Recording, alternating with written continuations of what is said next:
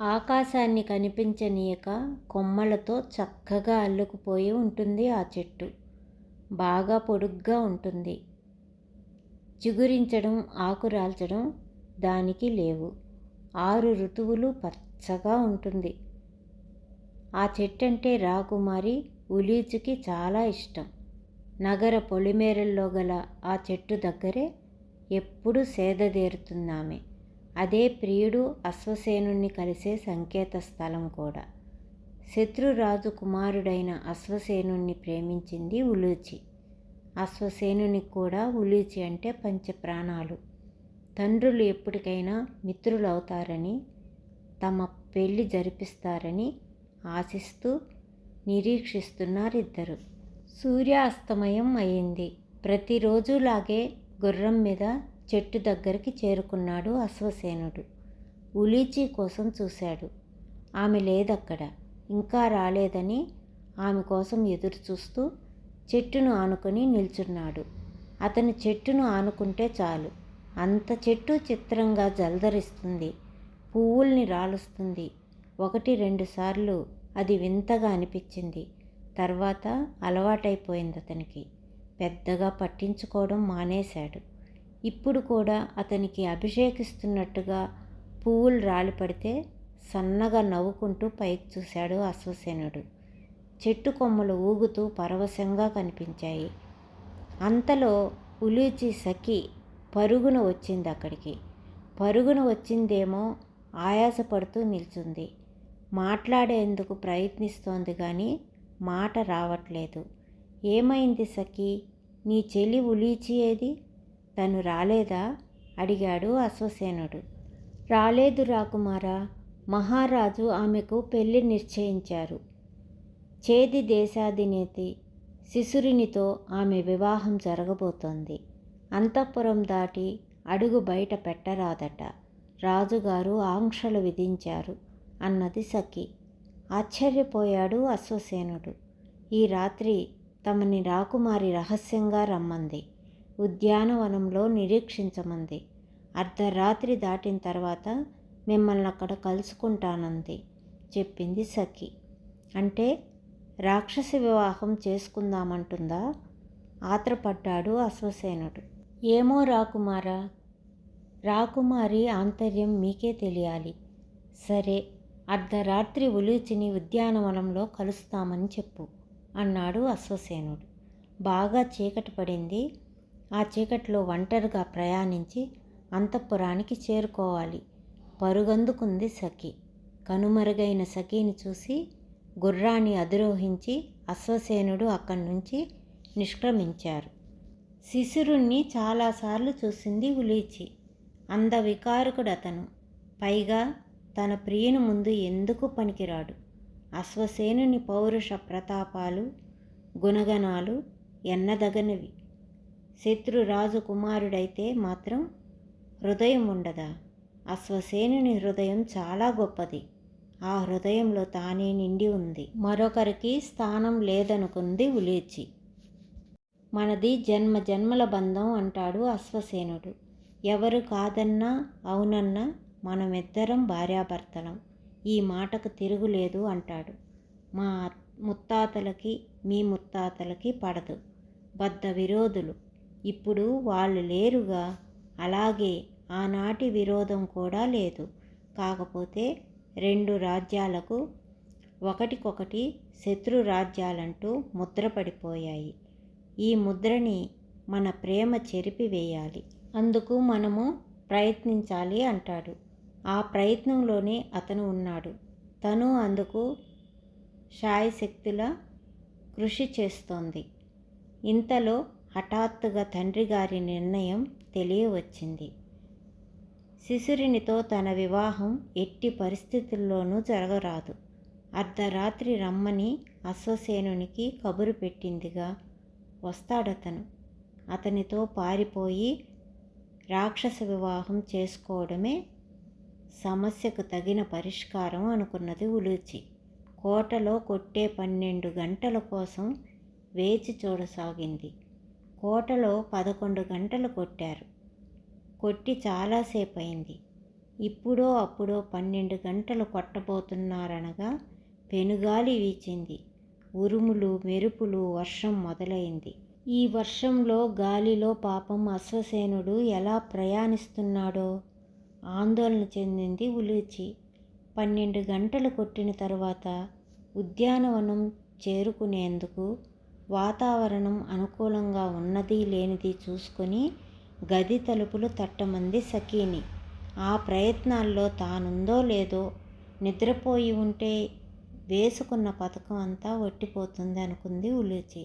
ఇంతలో 12 గంటలు వినవచ్చాయి. సఖీ తలుపులు తట్టడమే తరువాయి అనుకున్నది ఉలూచి. సిద్ధంగా ఉంది. ఇంతలో తలుపు తట్టిన శబ్దం వినవచ్చింది. వెళ్ళి ఓర వాకిలిగా తలుపు తెరిచిందో లేదో పెనుగాలి గదిలోకి ప్రవేశించింది. దీపాలన్నీ ఆరిపోయాయి. ఆసరికే అంతఃపురం అంతటా దీపాలు ఆరిపోయినట్టున్నాయి. చిమ్మ చీకటిగా ఉందంతా. లోగొంతులో సఖీ, సఖీ అని పిలిచింది ఉలూచి. సమాధానం లేదు. మళ్ళీ పిలిచింది.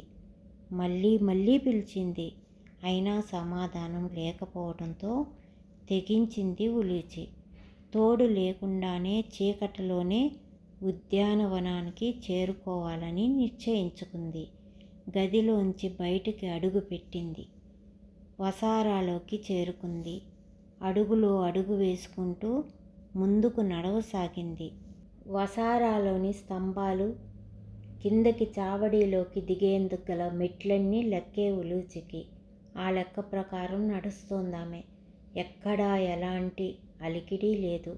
అంతా మంచి నిద్రలో ఉన్నట్టున్నారు. మెట్లు దిగి చావడిలోకి చేరుకుంది. మెట్లకి ఎదురుగానే ప్రధాన ద్వారం. అటుగా నడుస్తూ అప్రయత్నంగా కుడివైపు చూసింది. దూరంగా నృత్యశాలలో ఏదో వెలుగు. ఈ వేళప్పుడు నృత్యశాలలో వెలుగేమిటి? అశ్వసేనుని తీసుకుని సఖి ఒకవేళ అక్కడ ఉందా? చీకటిలో, వర్షంలో తను ఉద్యానవనానికి చేరుకోవడం కష్టం అని సఖి ఈ ఏర్పాటు చేసిందేమో అనుకుంది ఉలూచి. నృత్యశాల వైపు పరుగు తీసింది. శాలలోకి ప్రవేశించింది. నృత్యశాలంతా ఆకుపచ్చని వెలుగు గురుస్థానం వైపు చూసింది. అక్కడ ఒక స్త్రీ కూర్చుని ఉంది. ఆమె ఆకుపచ్చని చీర కట్టుకుని ఉంది. పరిశీలనగా చూస్తే ఆమె జుట్టు, కళ్ళు, పెదవులు, గోళ్ళు అన్నీ ఆకుపచ్చ రంగులోనే ఉన్నాయి. భయపడింది ఉలూచి. ఎవరు నువ్వు అని అడిగింది. సమాధానంగా సన్నగా నవ్విందామె. నిన్నే. ఎవరు నువ్వు? ఈసారి ఇంకొంచెం గట్టిగా అడిగింది ఉలూచి. నీకు బాగా కావాల్సిన దానిని. నీకోసమే వచ్చానిక్కడికి అన్నదామె. సాలోచనగా చూసింది ఉలూచి. నన్నిక్కడికి అశ్వసేనుడు పంపించాడు. నీకోసమే పంపించాడు. నిన్ను తీసుకురమ్మన్నాడు. నిజమా? ఆనందించింది ఉలూచి. అంతలోనే అనుమానించింది. అశ్వసేనుడు ఎక్కడ ఉన్నాడిప్పుడు? ఉద్యానవనంలో ఉన్నాడు. నువ్వు చెప్పిందే. నువ్వీ రాత్రి అతన్ని ఉద్యానవనానికి రమ్మన్నావట కదా? అవునవును అని నవ్వింది ఉలూచి. ఆమె అనుమానాలు పటాపంచలయ్యాయి. మీ ఇద్దరి ప్రేమాయణం అంతా నాకు తెలుసు. నగర పొలిమేరలో మీరు రోజు ఏ చెట్టు దగ్గర కలుసుకుంటారో కూడా నాకు తెలుసు అన్నది ఆకుపచ్చ స్త్రీ. ఆశ్చర్యపోతూ చూసింది ఉలూచి. ఈరోజు నువ్వు నీ సఖీతో అశ్వసేనునికి కబురంపావుగా. అర్ధరాత్రి దాటిన తర్వాత ఉద్యానవనంలో అతన్ని కలుసుకోమన్నావు. మొదటి నుంచి నీకు అన్ని విషయాలు తెలుసన్నమాట అన్నది ఉలూచి. తెలుసు అన్నదామె. రా అన్నది ఉలూచి దగ్గరగా పిలిచింది. నీకు శిశిరునితో పెళ్ళి ఇష్టం లేదు అవునా అన్నదామె. అవును. నీ పెళ్ళి అశ్వసేనితో జరగాలి అంతే కదా? అంతే అంతే. పదైతే అన్నది ఆకుపచ్చ స్త్రీ. ఉలూచి చేయి పట్టుకున్నది. కళ్ళు మూసుకుంది. ఏదో మంత్రాన్ని ఉచ్చరించింది. మంత్రాన్ని ఆమె ఉచ్చరిస్తుండగానే ఉలీచి సహా పైకి లేచింది. ఇద్దరు గాలిలో ప్రయాణించసాగారు. ఎప్పుడైతే అంతఃపురాన్ని వదిలి వారు బయటికి వచ్చారో అప్పుడు అంతఃపురంలోని దీపాలన్నీ ప్రాణం పోసుకున్నాయి. అలాగే ఉరుములు, మెరుపులు, గాలి, వాన అన్నీ అంతా ఆగిపోయినాయి. ఆకాశంలోంచి కిందకి చూస్తే అన్నీ స్పష్టంగా కనిపిస్తున్నాయి. ఉద్యానవనం కనిపించింది. అక్కడ గుర్రంతో పాటు సిద్ధంగా ఉన్న అశ్వసేనుడు కనిపించాడు. అశ్వసేన అని పిలిచింది ఉలూచి. అటూ ఇటూ చూశాడు అశ్వసేనుడు. ఉలూచి కనిపించలేదు అతనికి. మళ్ళీ పిలవబోయింది ఉలూచి. ఆందోళన చెందింది ఆకుపచ్చ స్త్రీ. ఆమె నోరు నొక్కేసింది.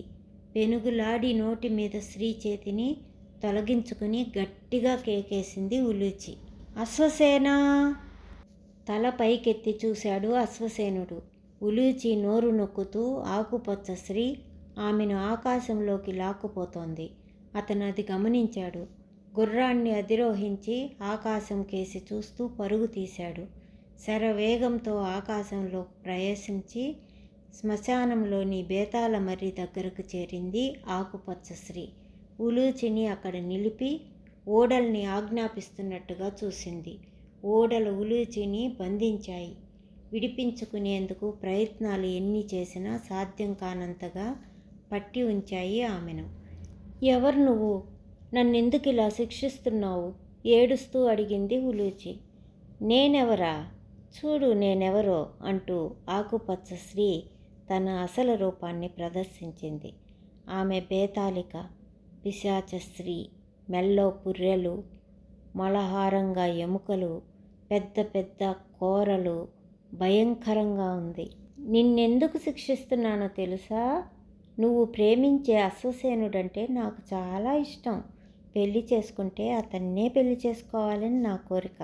నగర పొలిమేరల్లో అతని కోసమే చెట్టుగా మారాను. కావాలనే మీకు ఆశ్రయమయ్యాను అంది బేతాళిక. కాలుతున్న శవాలు, నక్కల ఓలలు, వాతావరణం అంతా భయం గొలుపుతోంది. వణికిపోతోంది ఉలూచి. నిన్ను ఇక్కడికి ఎందుకు తీసుకొచ్చానో తెలుసా? ఇది బేతాళ మర్రి, మా నాయకుడు. బేతాళుని సాక్షిగా నా రూపు నీకిచ్చి నీ రూపు నేను తీసుకుంటాను. నీ రూపులో నేను వెళ్ళి అశ్వసేనుణ్ణి పెళ్లి చేసుకుంటాను. అతనితో అమర సుఖాలు అనుభవిస్తాను అంది బేతాళిక. హోమగుండాన్ని సృష్టించింది.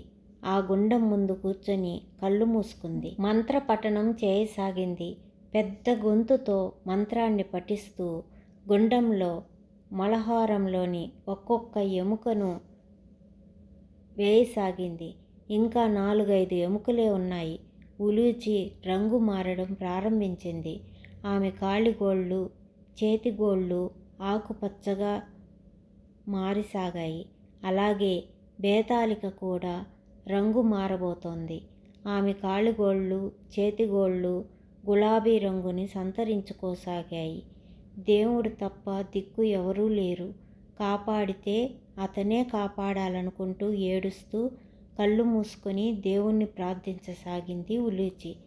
అంతలో అశ్వసేనుడు వచ్చాడక్కడికి. పరిస్థితి అంతా అర్థం చేసుకున్నట్టున్నాడు. గుర్రం మీద నుంచి కిందకి దూకుతూనే కత్తితో బేతాళిక తల నరికి వేశాడు. మంత్రపఠనం పూర్తి కాలేదు. ఆఖరి ఎముక చేతిలోనే ఉండిపోయింది.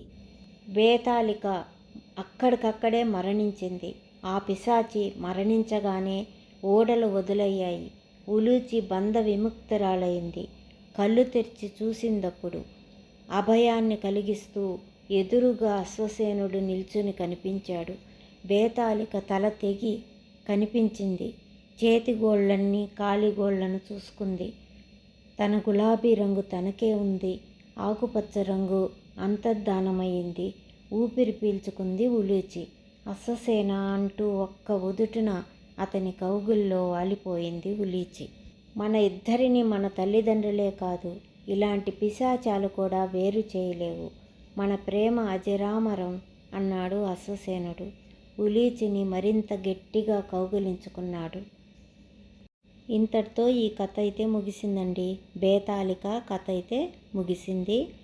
కథ కంచికి మనం ఇంటికి. ఈ వీడియో నచ్చితే ఒక లైక్, షేర్, సబ్స్క్రైబ్. ఉండనా మరి. బాయ్. Thank you.